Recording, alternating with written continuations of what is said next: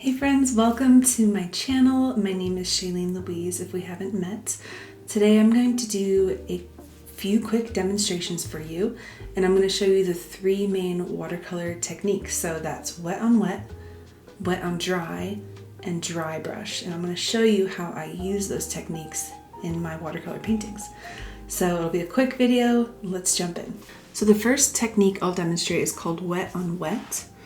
So wet on wet is basically just when you have wet paper. So I'm going to use this round brush to drop some water onto watercolor paper. This is a watercolor sketchbook that my friend Dustling and Hart created.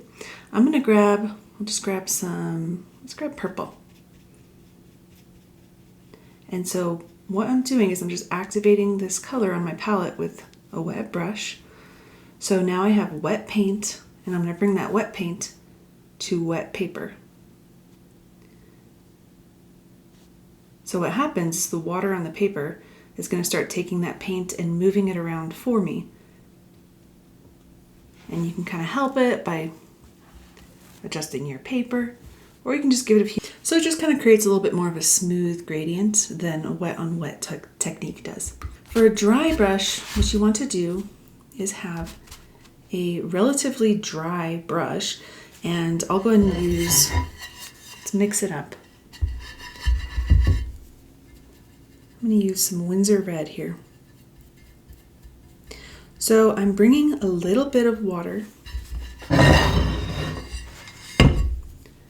So I'm going to bring just a little bit of water to this paint color here, activating it. Not a lot of water, so it's going to be a little bit scratchy.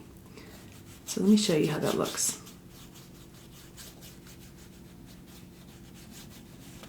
It's kind of a neat technique.